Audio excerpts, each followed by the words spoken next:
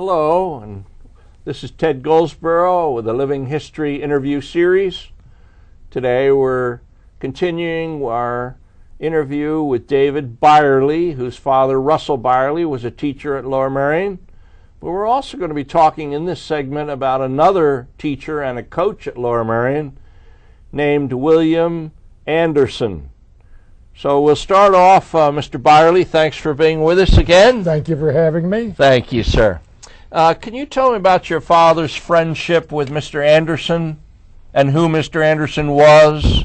Well, Mr. Anderson, I guess, came from Easton, Pennsylvania, didn't he? I think so. And my father and he were very close because they were into sports. And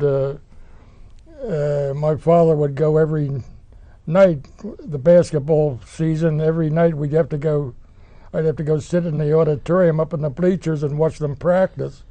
But Mr. Anderson was great for ball possession, and the scores in those days were very low compared to what you see today, but there was no shot clock, so they would just practice passing the ball back and forth for hours on end, it seemed to me. Mm-hmm. But this man here, Greer Heindel, was probably one of the main players in Lower Merion there. He was wonderful, and they had good teams, but he was a wonderful coach, and they all liked him, and he was great. He had a farm up near Easton where he raised boxer dogs.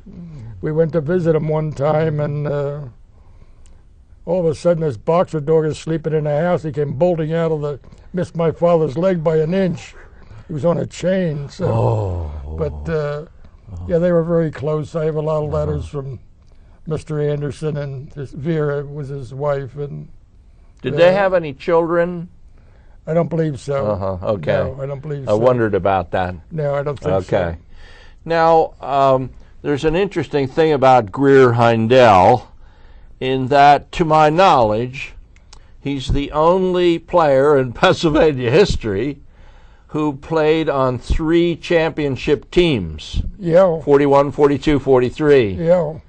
And that record stands. Does it? Yes, today? yes. Yeah, no, Mr. Anderson's teams won the state championship, I think, in 33, I think was the first 41, 42, 43, and 33. 33, okay, 33, yeah. Yes. And we have a picture here of Mr. Anderson holding all the basketballs right. With the championship years on them. Okay. And after Mr. Anderson left in Lower Merion in 1945, and then what did he do? I think he went to teach, went back to his original alumni. And what school was that? I'm not sure. Lafayette. Lafayette, yes, yeah. That.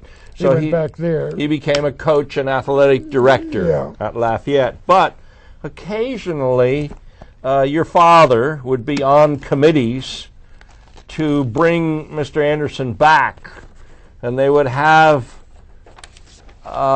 dinners or banquets, the first reunion. Right. And your dad would be on the committee. This was in 1958. This flyer was from 1957, but the luncheon was here in the Radnor Valley Country Club in 1958, I believe it was. Right. Yeah, that's wonderful. You dug this up. I think it was in your things. Was it? Yeah, I think so. Thank you. And then we have a picture, I guess, of one of those championship teams, because I believe Greer Heindel might be in there. Yeah, there's Greer. Okay. That's Mr. Reese over here. What was this? Grendel Reese. Reese, yeah. R-E-E-S-E, I think it was. Grendel Reese. Yeah. No, they were wonderful teams. Now, just recently, just October the 9th, recently, the Montgomery County had an induction ceremony, and Mr. Anderson was inducted into the Coaches Hall of Fame, the Lower Merion Coaches Hall of Fame. Yeah, he deserved it. Good. He was a good coach. All right.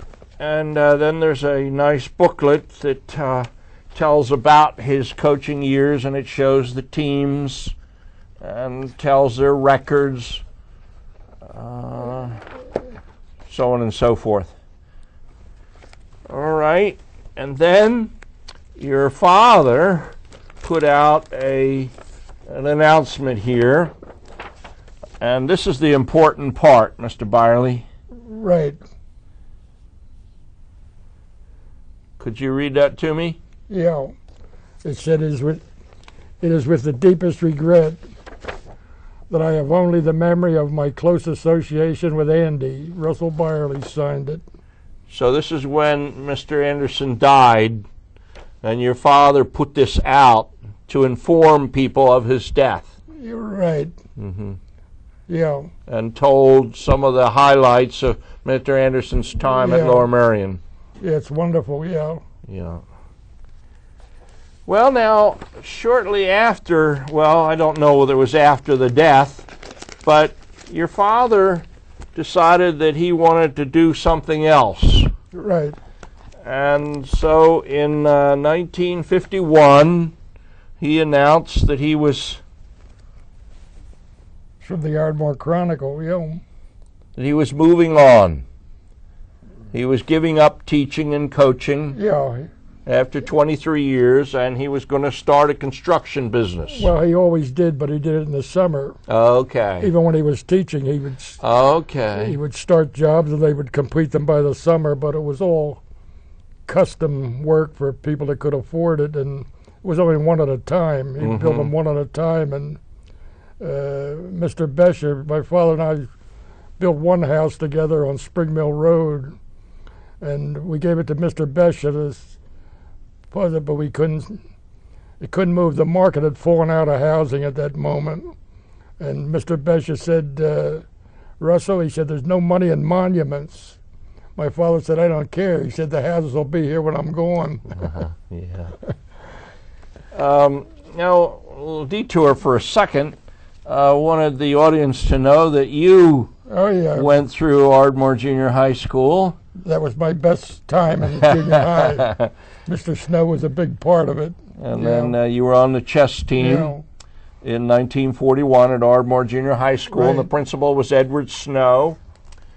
And then we're moving along a little bit. We're going in chronological order, but this is about a man named Jake Byerly. Right, that was my grandfather. Your grandfather, so Russell's father. Yeah.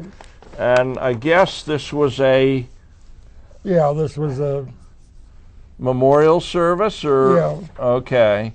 And so your father had this in 1969 telling about your grandfather's life. Yeah, now my father was very close with his parents and his sisters. Okay. And he lived to be 95. Yeah. Yeah. So he had a long life. This is the obituary from the Philadelphia Evening Bulletin. Yeah.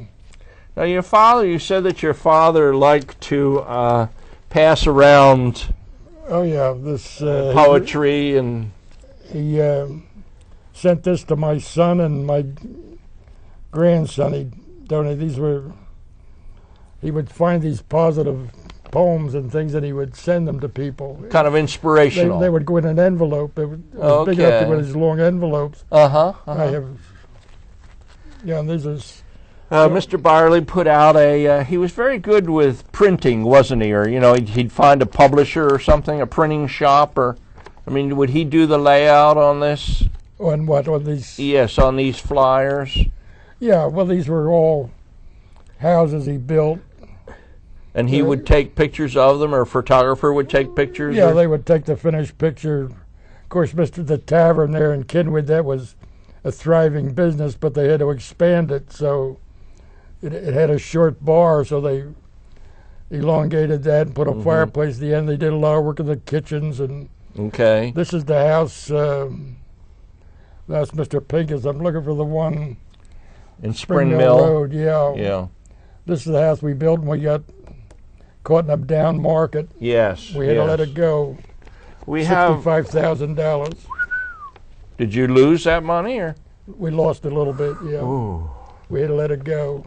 Now, I have a then and a now. This is what Montgomery Avenue and Penn Valley looked like when your father built the building for the Williamson's restaurant and an office building next door, a store and a restaurant. Yeah. And then today, the part of the original building is still there, but the restaurant has been torn down, and there's a big Royal Bank building in there. Yeah, he was a wonderful restaurant guy, Albert Bien. He was a Frenchman, I think, and he was very good with restaurants. Okay. There's a man named McCabe whose family owned Rock Hill Quarry. And Mr. McCabe said that he remembered Mr. Byerly coming in sometimes doing business with this. That's right. Mm-hmm. Yeah. Now, is this a family photo? This is my father and his 4 sisters and my grandfather. Oh. This is my Aunt Frida. This is my Aunt Ella, my Aunt Betty, and my Aunt Ruth. I see. And those were his 4 sisters. Uh-huh. This is nice to have. It's a nice photo. Yeah. Now, another challenge, and we're getting down towards the end of our time here, but another challenge that your dad had is he was down in Florida, and his car, because of red lights and traffic, he got caught on a railroad track. Yeah, you couldn't back up. And you couldn't go back up, couldn't go forward, and he blew his horn and nothing happened. And my grandfather was in the back seat, so they're trying to get him out. And he thought they thought they wanted him to get in the front seat. He climbed in the front seat and had to pull him out, but they were lucky. There was a guy that was a boxer. He was doing leg work that morning, and he heard the train. He said, "Get out of the car." He kept telling him to get out of the car. So they all got out, but the freight train hit the car. Yeah, it crushed it. Now, Mr. Byerly, we've got to wrap it up now. All right. But thank you very much for speaking with us. Well, thank you for having me. Thank you. I appreciate the recording of all these things. Thank you. So this is Ted Goldsboro signing off with Living History with Mr. Byerly.